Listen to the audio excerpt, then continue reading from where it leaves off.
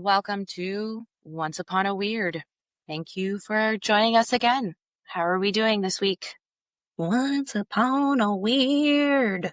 Yeah. No, I said, how are we doing this week? And you started singing, so. I did. That's how I'm doing this week, is that's how I'm responding to all things in life is in song. Nothing wrong with that. There's lots wrong with that, but we'll just glaze over No, it. that's probably the lack of therapy, but you know. No, I'm in therapy. Yeah, I've been in lots of therapy. Anyways. She's been therapized. Mm-hmm. Mostly willingly, but anyways, here we are. Yeah. Yeah. Well, do we have anything to get to before we jump in, or are we just gonna kind of jump in this week and save maybe the chatter for the end? I'm tired and need a snack, so we can go. Wow. All right. Okay. Well, this week's theme is hospitals, haunted hospitals, asylums, things like that. So again, I believe we all kind of interpreted this a little different, which I love so much because we kind of get the gambit of all of our personalities, and you can kind of see that in our stories, which I find hysterical and yet very telling. Yeah. I do feel like, so we've each gone first. We're going in our birth order today. Okay, we did that in our first episode. Yep. So back. There's 3 of us, and this is our 4th episode. So, all right, let's do this. So, hope you're ready, Chels. Ready as I'll ever be. Wait. Sorry, before we go, should we introduce ourselves just in case there's anyone new? Yeah, that probably works. I'm Courtney. I am the middle child. I'm Chelsea. I'm the oldest. That's Chelsea, the oldest one. Yep. And my name is Bruce. I'm the youngest, or at least they call me Bruce. My name is Kendall.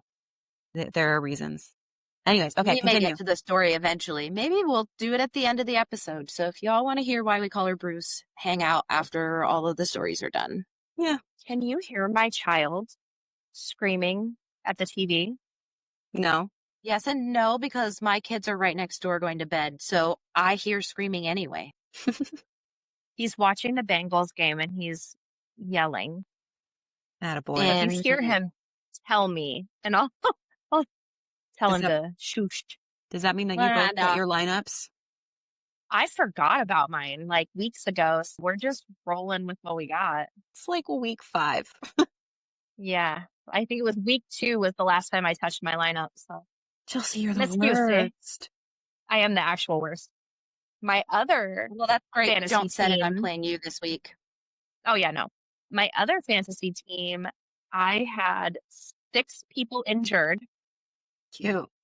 And 1 questionable. So I just said, you know what? At this point, I don't care. You guys football the way you're going to football. I don't care. I'm tired. Yep. I need a nap.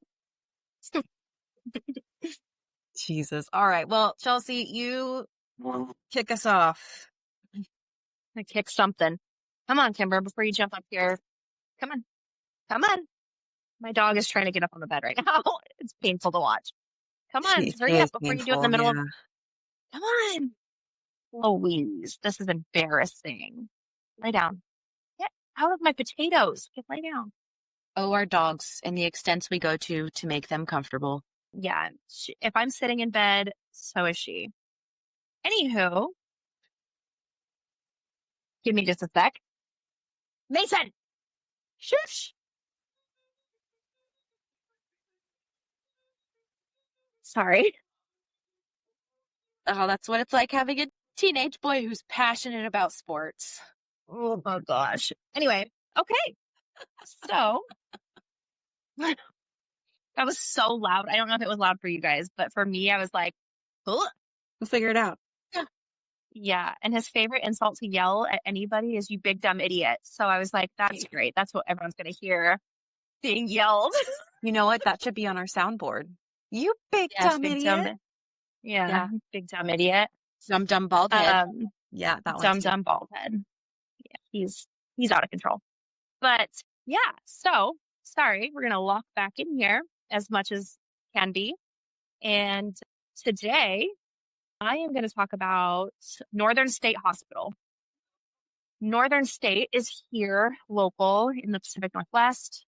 And I really enjoy talking about those local wild phenomenon.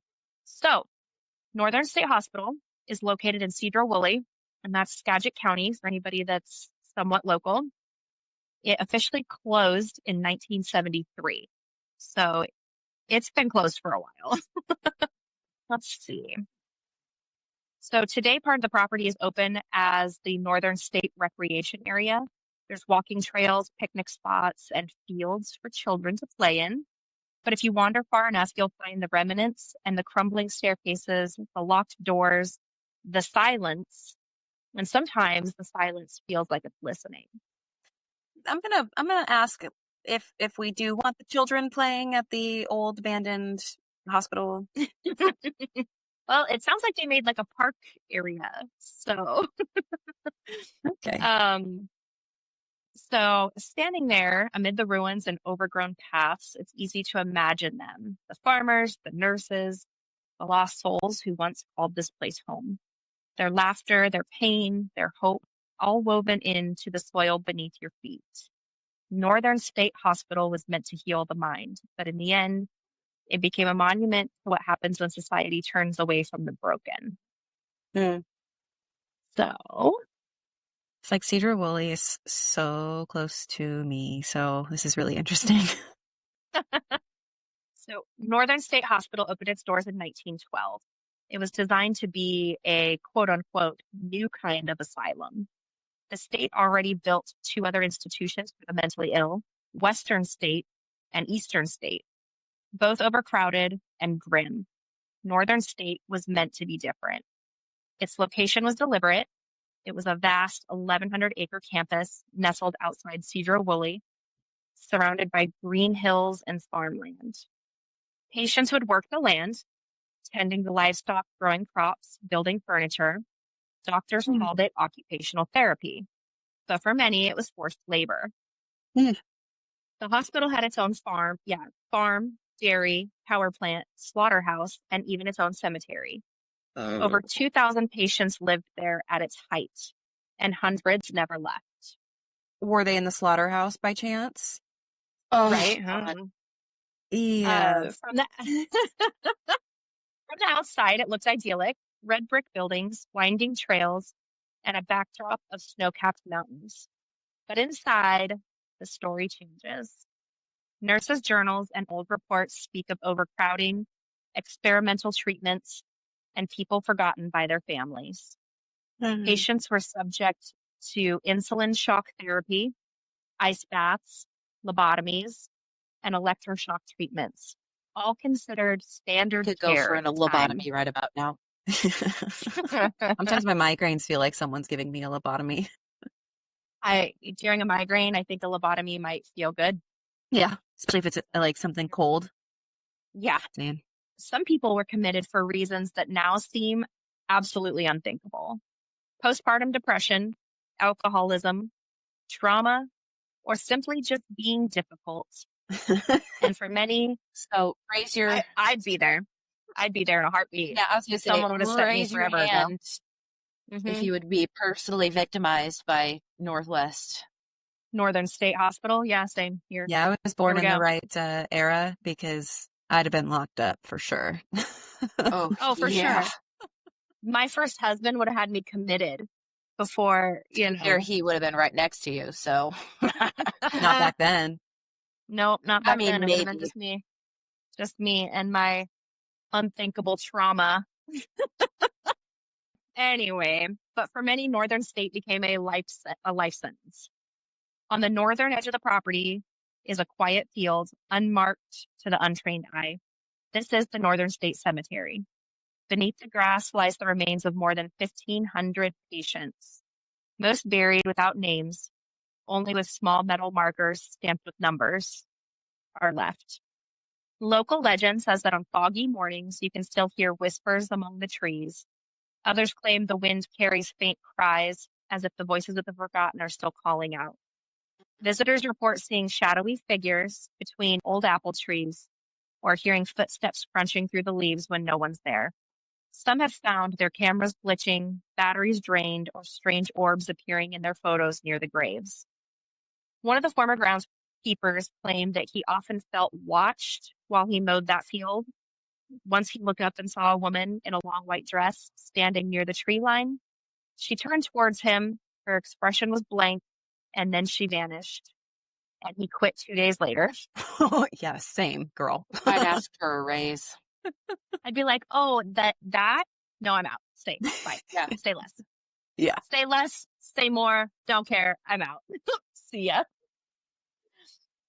Beneath the hospital grounds lies another piece of its history, a network of tunnels connecting the main wards, the laundry rooms, and the morgue. They were used to move patients, supplies, and sometimes bodies.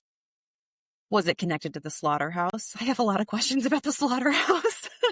You and the slaughterhouse. We're going to need to go visit. I was on board until you were like, and a slaughterhouse. And I was like, oh, things just went weird. I can't. But also if they have a bunch of dairy animal or like, if they raise animals, they were trying to be self-sufficient. So that part I kind of understand, but you should work for their PR company. I feel like nothing good happens in the 19 whatever After midnight with a slaughterhouse. Not where you have patients where people don't really know they're there. So no. And or yeah, that is there. Yeah. That is a saying that my kids have to hear too. We grew up with it, but nothing good happens after midnight. I don't care who you are. I don't care what year it was. Nothing good happens after midnight. Outside the house. End of story. Yeah. Nothing good happens in my house after midnight either. There's kids getting up, freaking making peanut butter and jelly sandwiches. Nothing good happens after midnight. That sounds like me when I was pregnant. That sounds like me this evening. No. Let's see.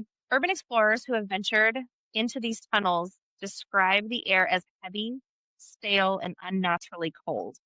Even flashlights seem to dim as you walk deeper into the tunnels. One explorer, we'll call him Evan, said he went down with 2 friends in 2018. They entered through a rusty service hatch behind one of the old wards. Inside, the tunnel walls were lined with peeling paint and pipes ran overhead like veins. At first, everything was silent, just the hum of their lights, and they started hearing something rhythmic, a dragging sound, slow and deliberate, echoing from somewhere ahead. They thought it was an animal until it stopped when they stopped. Oh, no. Nope. Mm-mm. When they turned to leave, Evan said he saw a figure at the far end of the tunnel, just standing there, tall, motionless, and facing them. They ran. When they finally emerged, one of their friends was bleeding and had 3 long scratches down her arm. There was nothing in the tunnel that could have caused it. That's like stresses me out, man. It's the thing was I'm like touching my face and my neck. I was just like getting all red. Another hotspot for activity is the nurses' quarters, one of the few buildings that is still standing. The top floor has been sealed off for years, but people who have entered it say it feels like the air itself changes while inside there. A sudden chill, the smell of old antiseptic, and a feeling of being watched. There's one particular story that locals tell about Nurse Margaret, a kind woman who worked there in the 1930s. Fucking Maggie, She was known... Right. Maggie sounds like a freaking boss. She was known for sneaking food to patients and comforting them when no one else would.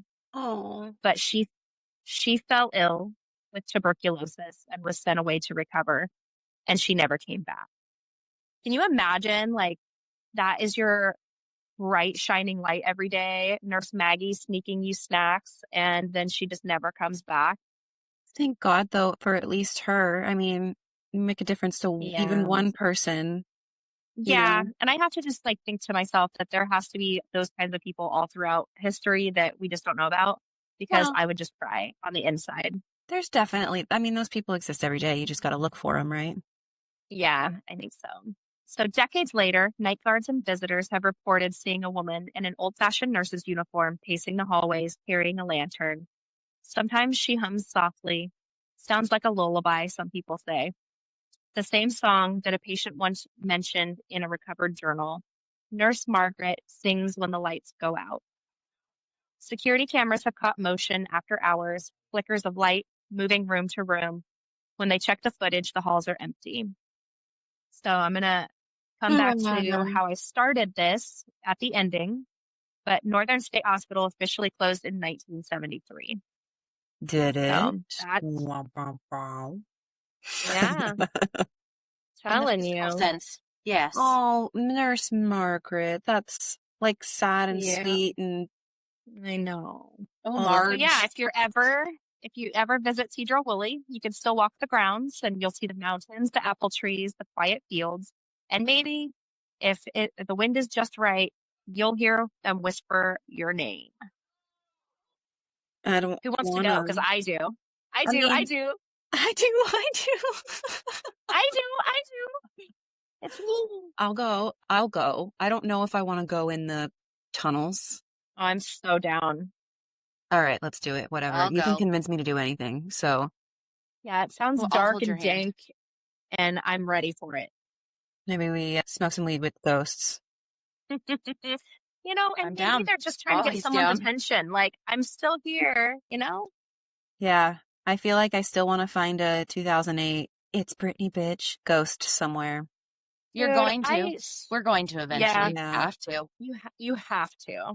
No, you look back and you love and hate that this was supposed to be different, and it just They wasn't. always say that, though. Mm-hmm. I know, but the intention was there. You hoped that but yeah, at the end of the day, that hospital's closed, but I know one of them in this state that I mentioned is still open Is it and Western? has been. Western State's still open. I don't know about Eastern State, but yeah, Western State is still, it's on and popping.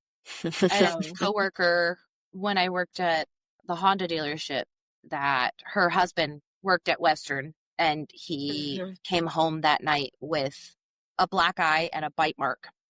Oh, yeah. I mean, he literally would get physically assaulted every time. Well, He was that's- like, this one, they told me I had to leave for a couple days. That's the crappy part is I know with like Western State, it's state funded and it's so short on funds that, you've got one nurse to how many mentally ill patients that Right. need more one-on-one care, and it's just not happening. So it's like, All the time, one-on-one. yeah, and it's unfortunate and, down a little rabbit hole, but a lot of those people that should be in places like that are in our jails because we don't have the space to put them there. And, Not enough it's space anywhere. Or out and about.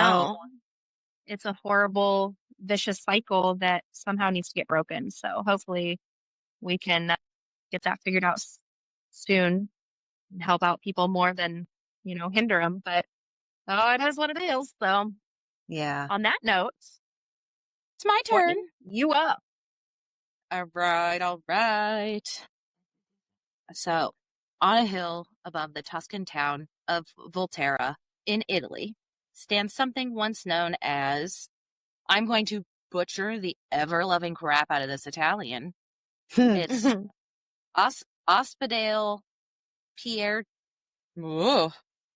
Nope. Di Volterra, or simply the Volterra Psychiatric Hospital.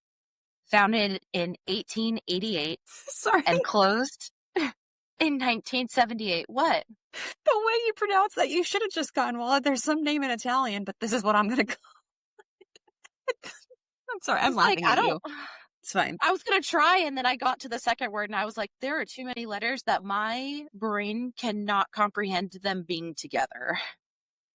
No. It was so, very bad. You stuck it out. All right, I would so- have given up after the first letter. So I wouldn't have tried. I literally looked it up before on how to pronounce it, and I was like, I can't even do it with this. panicked. Ugh. All right. Pure panic. Anyway, I'm an American. We don't do anything but barely speak English, so You I speak definitely am not going American, to be able to actually. speaking Italian very well. All right, so founded in 1888 and it closed in 1978. It was more than just a place for the mentally ill. It was small, self-contained world of isolation, daily rituals, cruelty, and art carved into the walls. Tonight, we pull back the crumbling walls to listen to its voices of patients forgotten, of staff caught between care and coercion, and of a single man whose graffiti stretched 180 meters across the courtyard, telling a story of confinement, creativity, and the long shadow of institutions. Huh. Crazy, right? Never heard of this place. I mean, I haven't. I've heard of Volterra, but that's just because I'm obsessed with Twilight, so. Literally the Oh, only Lord. thing I thought of. Right? Only Oh, thing Lord. that came to my mind. Okay. So you're not the only one. Okay. All right. So Volterra's asylum began its life in the late 19th century inside what has been a poorhouse tied to the former Convent of San Guillermo. Its first function to house those deemed demented in the Oh. lexicon of the time. That's Very precious. dangerous. Well, For real. and what does that really consist of at that time? You know what I mean? In the 1880s, you get burned at the stake or whatever, but Lord knows. You're a woman, You have boobs. period. Off you go. Yeah. Over decades, under the leadership of Dr. Oh my God, there wasn't a space between his first and his last name. It's so mushed into one. And I was like, here we go again with the Italian names. Luigi Scabbia.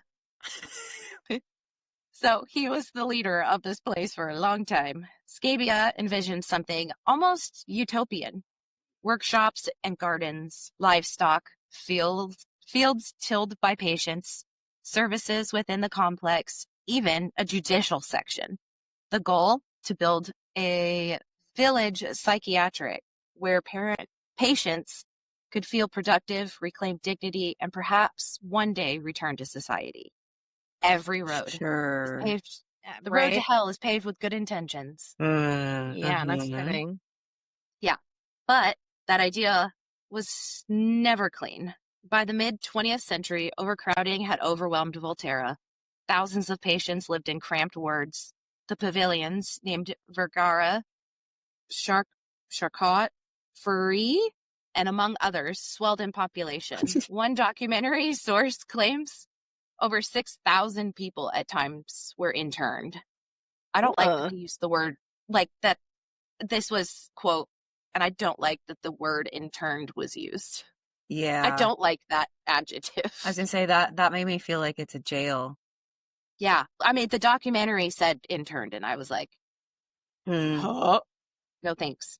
Toilets and sinks were inadequate. Sanitation broke down. Basic dignity was tested daily. And Treatments, 6,000 people. Yeah. That's insanity, actually. Uh-huh. Yeah, it's insane. So this is mid-1900s. Like, Ugh. insane. Treatments once thought modern became harsh. Electroshock therapy was common. Insulin coma therapy was not rare. Isolation, sedation, even the subjugation of personal communication. Letters from family, news from the outside. Those were very much denied. Windows were barred. Staff often referred to as guards. The institutional rules stated that communication was from outside was restricted, that the sick might receive no visits, no mail, no objections from the outside. The walls themselves seemed to seal off not only bodies, but souls. Don't like. All I imagined was that there being bodies like in the walls. Bodies. Bodies. Yep. Among the many patients, one name has come to stand for what Voltaire was. Oreste Fernando Nanetti, often called NOF4, his name plus his institutional number. He was admitted in 1958. His story is documented. Over years, he turned to the courtyard wall of the Ferry, F-E-R-R-I, Ferry? F-E-R-R-I? Ferry? Yeah, Ferry. Okay. The Ferry Pavilion, and he began to carve using the buckle of a belt, a sprawling mural of drawings, symbols, and words. Science fiction, myth, and his memories. His work stretched some 180 meters across the wall, 2 meters high. It stands as an act of resistance, of art born in confinement. It is preserved now partially in the Lombroso Museum. So Volterra was closed in 1978, the year Italy passed Law 180, often called the Basaglia Law. This this law enforced the shutdown of psychiatric hospitals across the nation and radically changed mental health care policy, moving towards community-based care and banning institutionalization of mental illness. There it is. Yeah. On the old scale. So they readjusted kind of what their definitions of mentally ill and just quote unquote disturbed patients would be. Which, we should be constantly updating that, definition. Honestly, and for it happening in 1978 is pretty progressive. That's super progressive. I like it. We are talking about Italians. They were like, so what? He's a bit slow. He catch up eventually. That's the wildest Italian I've ever heard. Straight wild. It was, yep. Mm-hmm. I live on the West Coast, y'all. I'm not even close to Europe. This is it. I sound like a Canadian to most people, so. I do talk to Italians every single day, so. Yeah. Yeah. Okay, so, and yet, closure did not erase its echoes. The buildings deteriorated. Jesus. I hate that word. Yeah, my eyes just aren't working for me tonight, and it's okay. We're going to make it through it. It's Thursday. Together, we can do it. We can do it. All right. Yep, buildings deteriorated. Windows shattered. Furniture is just left in halls. Wheelchairs rusted. Beds rotted. Graffiti, vandalism, and urban explorers have come. On the hill behind Volterra, the pavilions stand as a mute testament to what happened inside.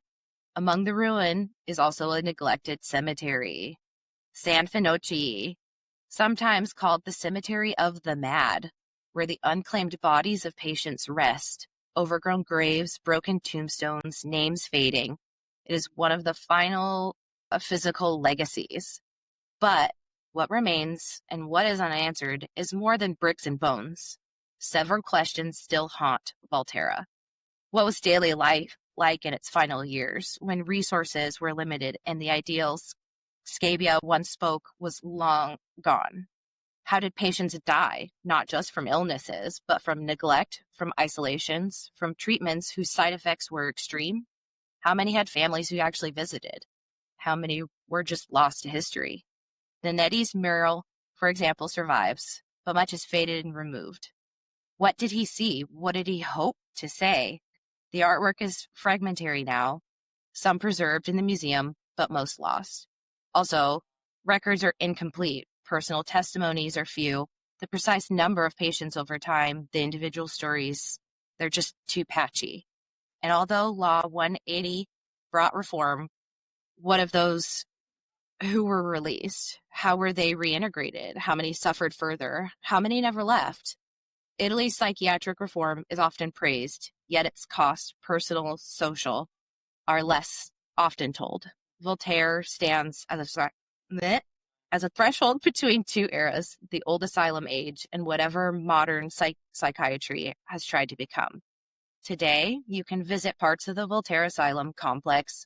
The Lombroso Museum holds many of the documents, the images, the artifacts, the graffiti wall of Nanetti, personal effects, tools, uniforms, and even restraints.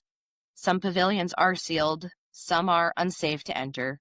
Guided walks are offered in some seasons, but many parts are fenced off for the buildings decaying beyond repair. And Volterra's story is not a ghost story. Not exactly. There's no film evidence of supernatural resources, despite how strongly people feel the presence of the absence there. The haunting is in the human stories, the real cruelty, the unintended cruelty, the neglect, the innovations that became deformations when stretched too thin, and the erasure of identity, being referred to by numbers, being denied contact with the outside, and having one person's hood stripped by routine. So there's the Volterra Psychiatric Hospital. So we as Americans are not the only ones who just hucked people into buildings and said, have fun. No, honestly, at first I was just thinking like, it's so sad. I'm like, this is going to be a very like sad and down episode for people to listen to. But I also think it's really important that we keep talking about it because, there are so many people that are forgotten. And if we don't keep talking about it, then even more is going to be forgotten. And so it's a downer, but also like, it's important. Well, and what's I insane also is like, we like we're getting medication for diseases.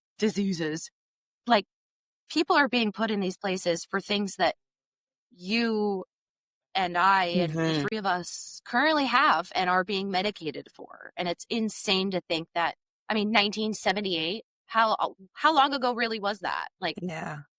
it really wasn't that long ago. Like, our parents were alive and almost in high school at that point. So it's like, Our mom was a teenager. she's gonna be she so was, mad that you guys said that. She was 13. Okay. She wasn't like, it I wasn't was like going she to was say, she 19. was very early teenager. I just think Yeah, though that what, and it continues to this day, if you think about it, it's what everyone is afraid of. They try to label as bad. So it's like, that's how racism continues. In my head, it's like, it's the same as, someone being post postpartumly depressed. Mhm. You're like, oh, this is crazy. yeah. But if you look at it, we've moved in a good way, I think, as far as, the mentally ill goes. We know I that they need agree. help. We know that, it's not right to, but it's like we still don't have an answer on what to do with them. So I Yeah. feel like if we look back, we can kind of say, okay, we're making some progress. Is it the progress we hope to have made? Probably not, but at least we do have some of that. I think about this often, and I can't remember if I've brought this up before because that's how often I think about it, is what are we going to be doing, in 100 years? What are we going to look back at what we're doing now and say, like, Yeah. that's barbaric, that's Yeah. I archaic? think we talked about that in an Hopefully episode. racism. Hopefully racism, but Yeah. I'm thinking like chemotherapy and like, Oh, yeah. there's just certain things I think that we're doing now that while it's the only answer we have, there will be a better answer. It's just like, But that's we, the thing is we're afraid as people. I don't care if we're talking Italians. I don't care if we're talking, Samoans. I don't care, but people in general are afraid of what they don't understand. Mhm. And until we can kind of, as the human race say, you know, it's scary, but is it dangerous? I think that, it's going to take more time for us to figure that out. So Yeah. Well, and educate ourselves. We got to raise our kids to be better than we were, and hopefully they'll do the that's the same. goal. And, That's the goal. yeah. Some people don't think like that, and that's on them and their lineage. But, for us, and I know ours, we always try. The goal is to do better. Yep. To So improve. Yeah. always.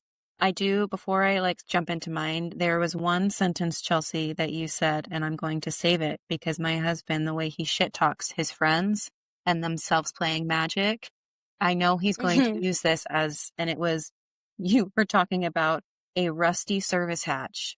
And all I could think of is that he's going to call someone's butthole a rusty service hatch. I can see this I think happening. that's Chocolate fabulous. starfish of David.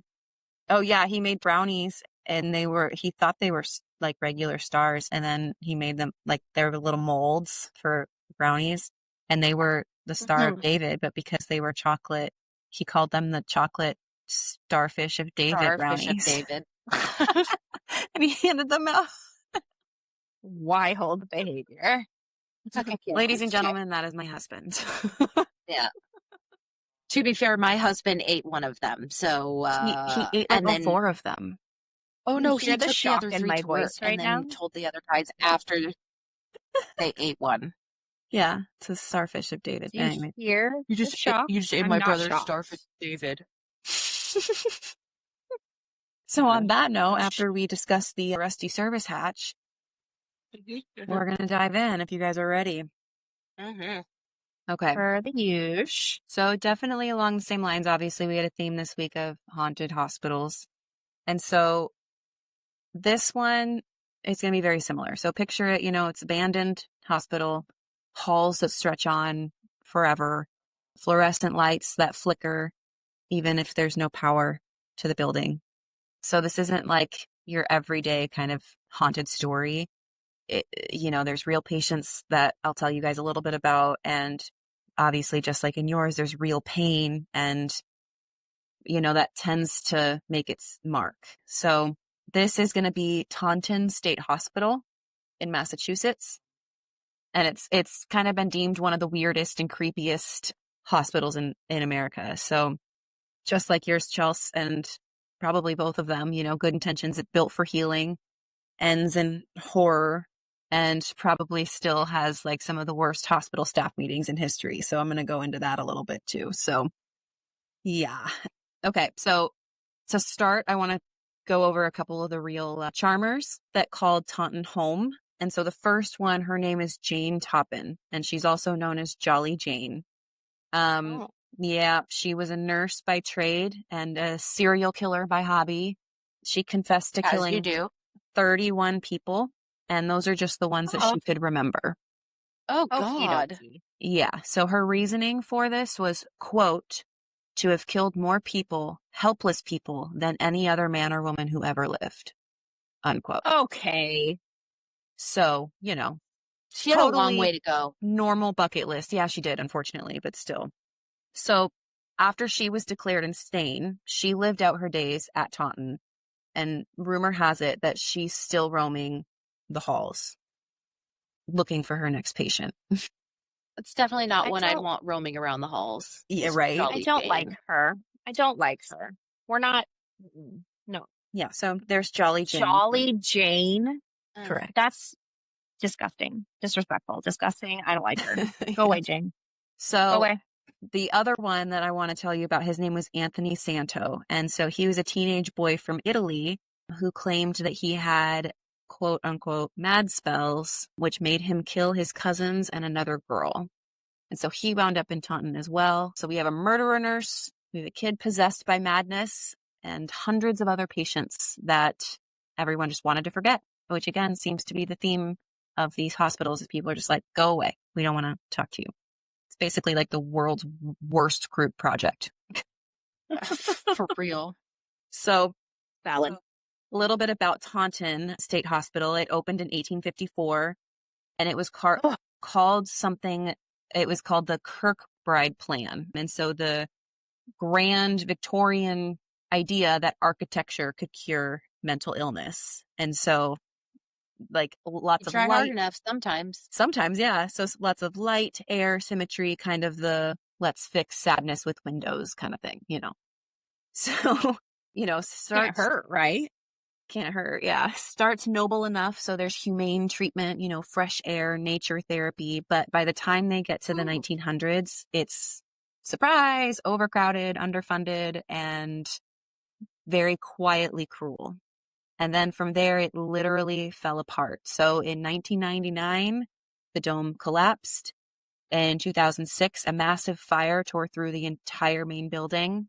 And then by 2009, demolition crews took care of what was left of it. So some of the modern wards still exist, but the old, what was considered the most haunted of the structures, is completely gone.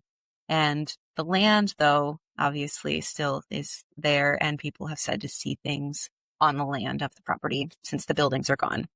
Question. Mm-hmm. If the buildings are gone and the ghost haunted like floor 2 or 3, are they up in the middle of the air or are they just now on the floor? You should go and ask them. You should go check. Mm-hmm. Tell me how that works when you find out, please. Yeah, I'd really like to know. So, Well, I would love to go to Massachusetts for multiple reasons. So yeah, same. I'll tell you guys a secret. That's not a secret now because we're recording this, but there's a couple of jobs in Boston that have tickled somebody's fancy. So we've talked about the East Coast a little bit, and that is what drew me to this story today. So anyways, so why is Taunton considered one of the most haunted hospitals in America, given so much of it has been demolished? And so we're going to start underground. where all good nightmares begin. Ugh. So, basement is the stuff of legend.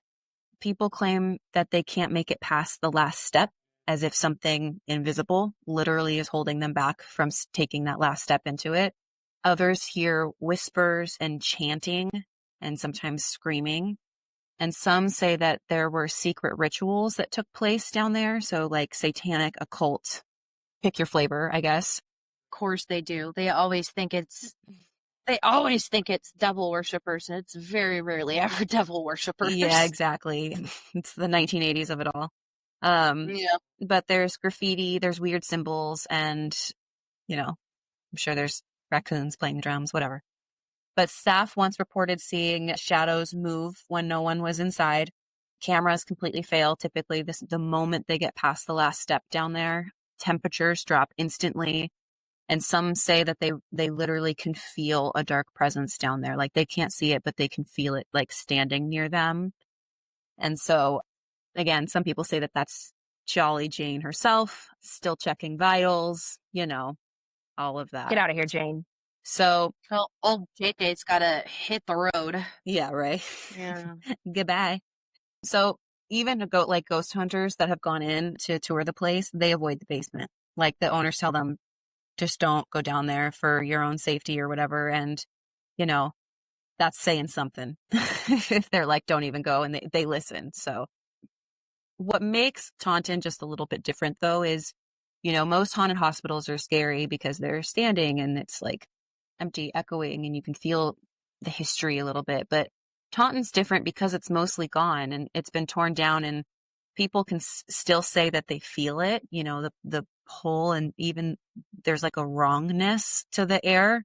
And even when you're just standing on the grass where the buildings used to be, it's just this almost like energy stamp of this place.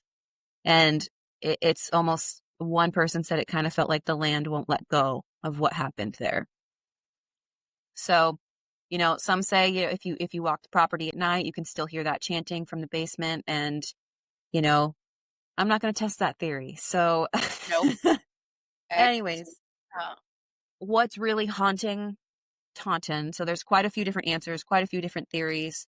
Obviously, the biggest one is those notorious spirits. So Jolly Jane, and she spent decades there. And so maybe she's the reason that people hear whispers. Yeah. The other theory is the residual energy. And it's that, it's a little bit more of a logical take, and it's kind of like emotional residue, because trauma. Giving me Monsters Inc. vibe. Yeah, right. Well, Give enough screams and it'll charge it. Or laughter and it charges it even more. I doubt there was laughter at a hospital. Or there was probably lots. It was just terrifying. Yeah. Oh, don't. I'm going to let you take Please that. don't. Mm-hmm. Yep. Yeah. But essentially their thoughts is trauma doesn't vanish. It soaks into the walls and the dirt and the places around you. And matter doesn't disappear. Yeah, exactly. So yeah. Another one is it's a ritual energy, because there were so many rumors of the rituals that were held in the basement, that they actually opened something up in that basement, and that energy can linger, and what happens if you accidentally summon something unintentionally, because that has been created there, so that's been a fear of a lot of people. You don't close your portals. Well, apparently. End your sessions. Well, and maybe, maybe the real horror is what happened while it was open, and the experiments and the neglect and the quiet suffering. And maybe the haunting isn't necessarily supernatural, but maybe it's guilt, like collective, unending guilt of these people that were just left there. Oh, God. Chelsea is laughing while we talk about unending guilt. Is Mason yelling at the TV? Yeah, I had to mute. God. Sorry. That is, it's either really, really, really good or really, really, really bad at the Bengals game right now. Anyways, so Taunton, it was meant to heal, just to give, a place for you to kind of mend, but it became something entirely different, just like your guys's did. And I don't know whether or not you believe in ghosts. One thing's very clear. It's like you just said, Court, energy doesn't just disappear. So, maybe the weirdness isn't about spirits trapped in the walls, but maybe about the stories that we refuse to let die and that we keep talking about. I don't know, because if you build a hospital for hope and it gets filled with horror, I don't know. I think both still kind of have to be alive there a little bit, even if those walls have been torn down. But that's just my take on all of that. So, yeah, that's I Taunton. fully agree. I think the land and dirt and soil and air and trees soaks up so much of the surrounding feelings. Like, Yeah. I think when bad comes out of somewhere for so long, just bad is residually there, regardless of if there's buildings still there. And I think as long For as, sure. until every last person is remembered by name, I think that will always be there. I think that's, there's quite a few Asian cultures that believe that, unless you have a marked grave or a proper burial ceremony or all of your parts remaining to you, there's all these different cultures that believe these things that you can't really be put to rest.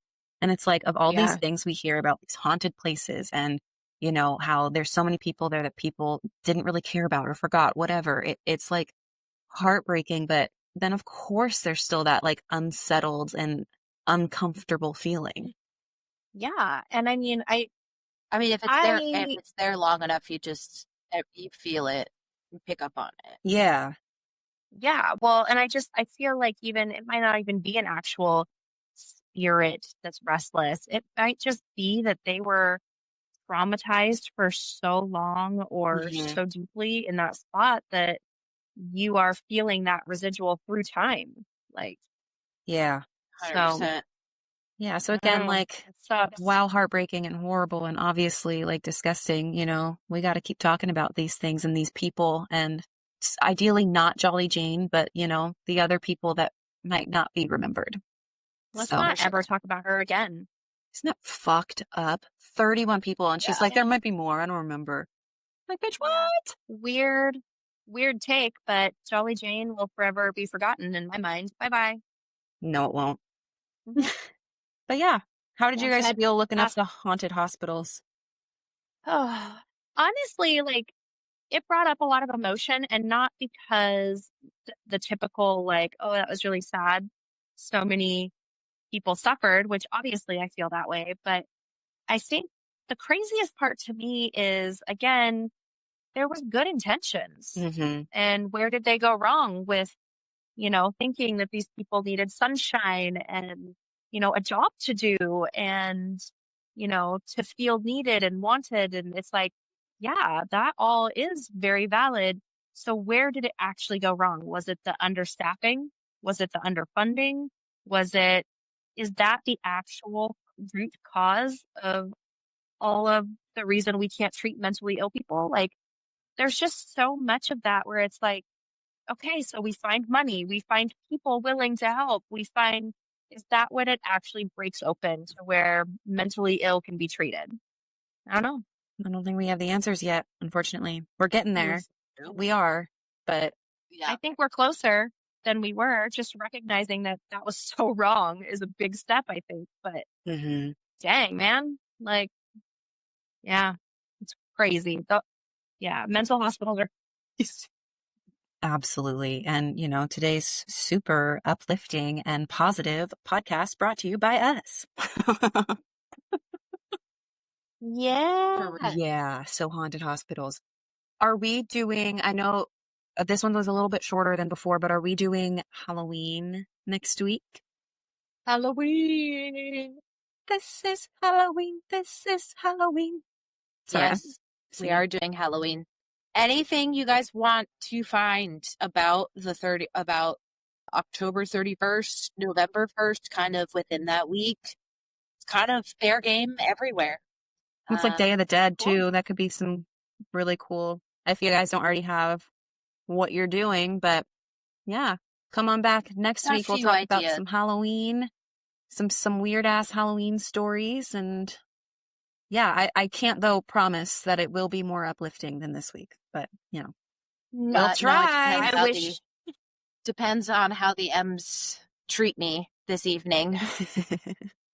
I can't. I- Has I'm- anybody kept up with it? Because I've literally had it playing right next to me, and if and when this video ever gets put on our YouTube, y'all will understand the facial expressions that have come across my face while listening to these stories. And if it doesn't match the story, it's because I'm watching the game, and they are both a very depressed look. Oh no. It's Well, not good. you know the score?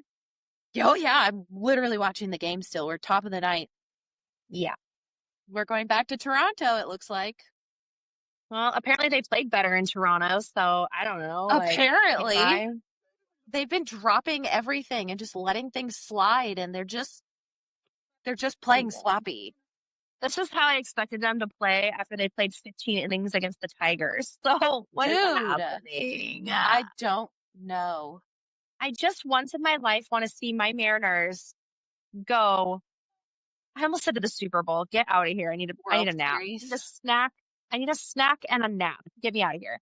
Yeah, I just want to see my Mariners go to the World Series just one time in my life. I don't even care if they win. That would be fantastic, but I don't even care. So can they just take it as seriously as I am internally taking it? Can they not feel By the looks on Dan Wilson's face, he is taking this as personal as his soul in his body right now. You guys, we should do an episode about sports legends, and one of us should talk about the goddamn Etsy witch that's keeping them afloat right now. Apparently she needs to be paid. Okay. Someone forgot to pay her. Yeah, exactly. So someone forgot to re-up for postseason. Yeah, right. Yes, that's what it was. New spells. Someone call the Etsy witch. Call her now. She's probably local. Yeah. Yeah, I think I need to get Kevin maybe a Mariners shirt. Mhm. He's got a Seahawks. Explain who Kevin is. So Explain by the time who this comes Kevin is. out, I will have gone and picked up my little angel baby dog that I have wanted for years. My princess angel dog is Kimber. She is almost 7. She's our German Shepherd. And we've decided that we are downsizing as far as size goes. So She's not getting rid of the dog, just to clarify. She's keeping No, Kimber. Like the dog, we we chopped off legs and we went corgi. So I finally go pick up my corgi puppy tomorrow, and we have named him Kevin Bacon Wallace IV. And I can't. I have to be in on this name because it started. If anyone has ever watched Brooklyn Nine-Nine, I wanted this dog to be named Cheddar for so long. I was obsessed with Cheds, and that was what I wanted him to be named. Cheds. And just looking at this puppy's face, I was like, he looks more like a hash brown than a cheddar. And I was like, it's just, whatever. We'll figure it out when we meet him, And my mom actually was like, didn't you want to name your dog Kevin? And because I imagine yelling at a puppy being like, Kevin, like from Home Alone. Oh, that was Mason. Mm-hmm. That was Minnesota. Beautiful. So anyway, Kevin, I was like, yes, Kevin. So I texted my husband and I was like, I think he looks more Kevin. And he goes, Bacon. Yes. So our last name is Kevin Bacon Wallace. And then, my husband is a third. And so we just went with Kevin Bacon Wallace fourth. And so this poor little puppy with these little stubby legs is now longer than he is. But I get to pick up Kev tomorrow, and he's going to go meet the family this weekend at the pumpkin patch. Yeah. And I'm so excited. Yeah, we're all going to the pumpkin patch. Yep. We're going to do fam things this weekend. Our brother's coming over the mountains. One of these days we're going to be on here. Yeah. We are. Kev will have to be on here. But yeah, so I think only one child of mine isn't going to make it this weekend. He's in college, in big boy college baseball things, and he can't make it. But my extra bonus child will be there, and brother, and yeah, my husband won't be there. He's off. Sorry, guys. But he's a dumb bald head, and I hope he listens to this Robert, Oh, text he me if never. you have an issue with this. He never. I was gonna say, I don't He think Blake will listen either. I was gonna say I wouldn't say never He because listens I'll to tell you Morbid. what, he does Morbid. Rob, shout out to you because Rob loves them, and so do I, Yes. frankly. So, they are the reason I got into listening to podcasts. I love them. They crack me up. So Mine was My Favorite Murder. That's what got me into podcasts. And then I found Morbid shortly after that, like maybe a year or two after that. But man, like I can't do true crime right now. I don't know if it's just like I changed as a human once I got pregnant with my daughter, but I can't do true crime, but I will always love it. And I love that it got me into podcasts and listening to all these different things. And now we're here. So yeah, here we I got are. in with way different podcasts than you. yes. Yeah, I got in what I think was the Round Table of Gentlemen from the Last Cast Network before they were like the last cast, before any of the members had passed away. And then they started Last Podcast on the Left, and then we kind of is that Lily? They are the ones that she's singing. Baby girl. She is very vocal when she wants to be. Oh, she's not singing. She's crying. She's getting really tired. Oh, she woke up at 5:45. That's the sweetest cry I've ever heard in my days. Yeah, she's a sweetheart. Honestly, Mitch has said many times that Lily's doesn't like go through his ears, but that Rosie's does. No. Rosie's might. So I've got two. Okay, I know our voices sound the same, and I've heard this from multiple. Me. I have two daughters, 3-year-old, and then those are the only two kids I have. I also have a dog, Floki Marie. She gave her, was it last year? Yeah, September last year. Yeah. So we've only had her for a year. Well, okay. Can we run that back? Oh, I made eye contact with Kendall. We want to talk about Maz. We can talk about. We can go over body count now if we want to be hoes. That's not. Anyways, I have one child. This is Bruce/Kendall, and her name is Lily, and she'll be 2 in, and she's literally perfect. I love her. I love every second with her. I work from home. It's amazing. She's the best. This is Chelsea. I have 5.5 children. I'll explain. So 3 are my Bible children. Solomon, that baby. Yeah. So I have a 12-year-old girl who I don't care. They won't even know. They won't listen. So Allison, and then I have a 15-year-old Matthew and a 16-year-old Mason. And then my 2 bonus children that I acquired with my marriage are 19 and 18 and 21. 19 here coming up soon. And then my extra bonus child is my 21-year-old's best friend. I hired him while he was in high school, and the whole damn family did. He's family. Yep, he's family. So literally spending the weekend at my house. Yeah.